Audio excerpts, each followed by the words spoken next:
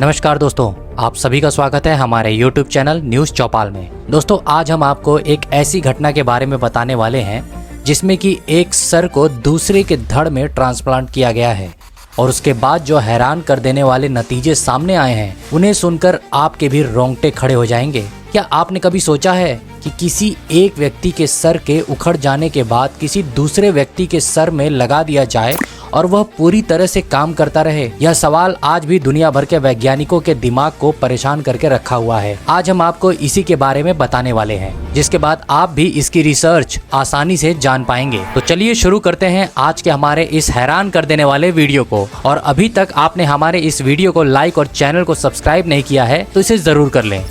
दोस्तों, वैज्ञानिकों का मानना है कि जब किसी आदमी का लीवर ट्रांसप्लांट हो सकता है, हार्ट ट्रांसप्लांट हो सकता है, स्किन ट्रांसप्लांट हो सकता है, तो किसी का दिमाग क्यों नहीं? शरीर के बाकी अंगों की तरह किसी इंसान के दिमाग को ट्रांसप्लांट करके किसी और के शरीर से क्यों नहीं जोड़ा जा सकता है? इसी बात को समझते हुए साल 1900 के दौरान एक ब्रिटिश वैज्ञानिक ने एक अलग ही नस्ल के कुत्ते की खोपड़ी को उसके शरीर से अलग करके दूसरे नस्ल के कुत्ते के साथ जोड़ दिया। वैज्ञानिकों को उस समय इस बात पर पूरा भरोसा था कि जैसे ही सर्जरी पूरी होगी कुत्ते को होश आ जाएगा, लेकिन यहाँ पर ऑपरेशन सफल नहीं हुआ और लगभग एक सप्ताह बाद भी कुत्ते को होश नहीं आया और उस कुत्ते की मौत हो गई। इसके बाद साल 1960 में एक बंदर के साथ भी ऐसा ही किया गया।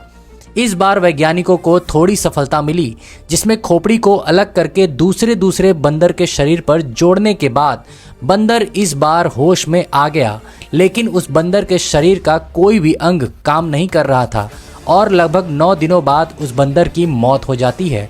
उसके बाद आज लगातार इस विषय पर दुनिया भर के वैज्ञानिक शोध करते हुए देखे जा रहे हैं कि आखिर किस तरह से एक इंसान की खोपड़ी को दूसरे शरीर में ट्रांसफर की जा सकती है।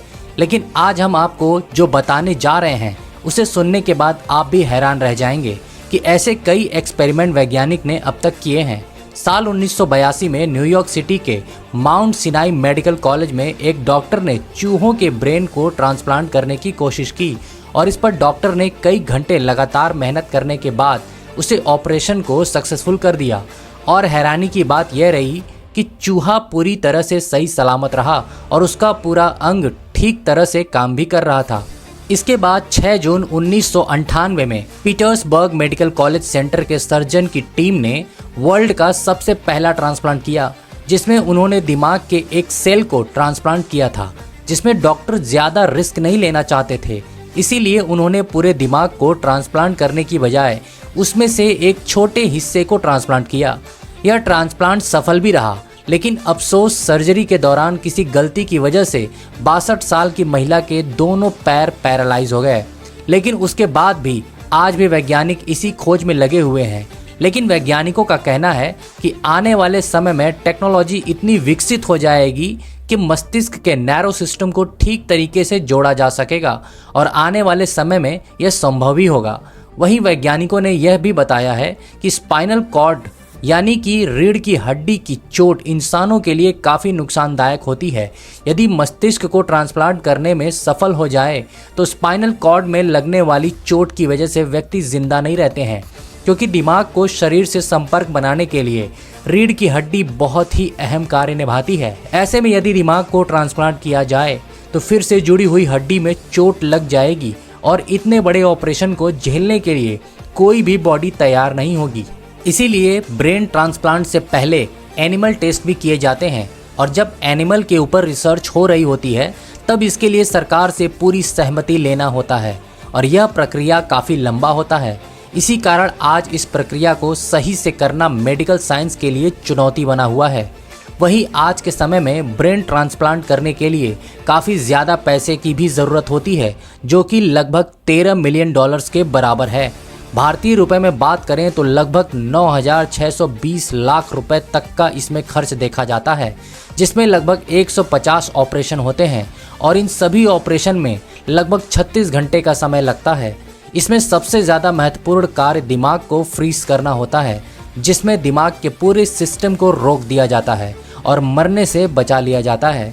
वहीं गर्दन और नसों को जोड़ने वाले ट्यूब्स को गर्दन में जोड़ दिया जाता है और फिर स्पाइनल कॉर्ड को काटा जाता है जो कि सबसे मुश्किल काम होता है। स्पाइनल कॉर्ड को काटने के लिए किसी आम चाकू का इस्तेमाल नहीं होता है, उसे काटने के लिए एक हीरे से बनी चाकू का इस्तेमाल होता है और अंत में मसल्स, नर्व्स और ऑर्गन्स को भी फिर से जोड़ा जाता है।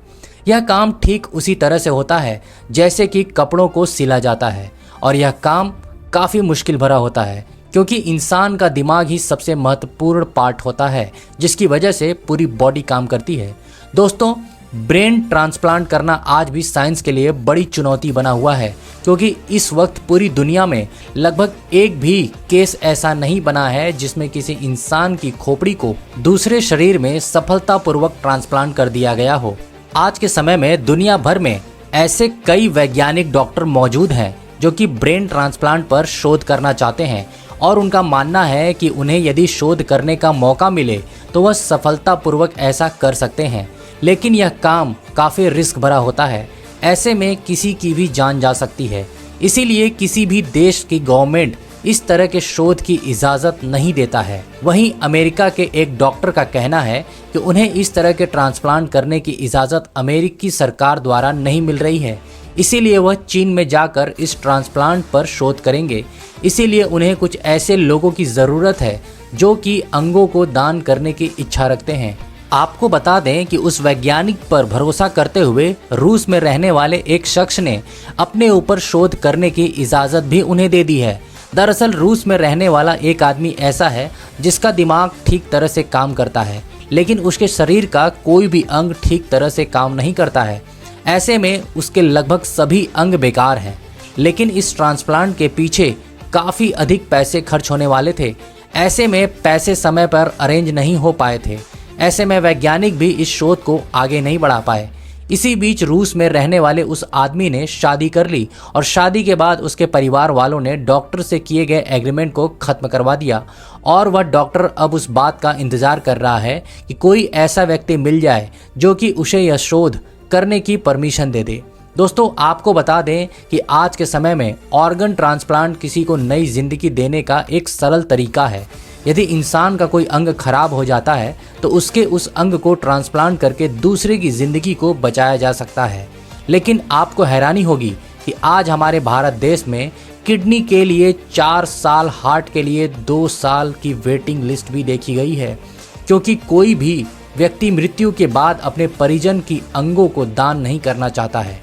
वहीं अगर बात राजस्थान की करें तो सिर्फ राजस्थान में 20,000 मरीजों को किडनी, 25,000 मरीजों को लिवर और 8,000 मरीजों को हार्ट की सख्त ज़रूरत है।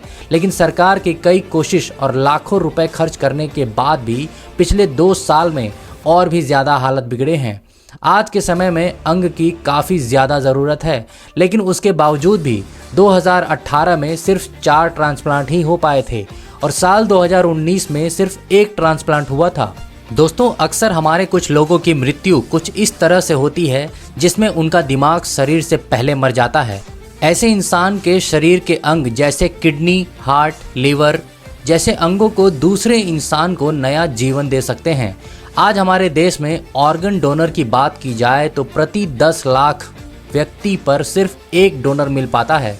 वहीं मध्य प्रदेश की बात करें तो 10 लाख लोगों को आज किडनी की ज़रूरत है, लेकिन सिर्फ उसमें से 30 लोगों को ही ऐसे आदमी मिल पाएंगे जो कि उन्हें किडनी डोनेट कर दें।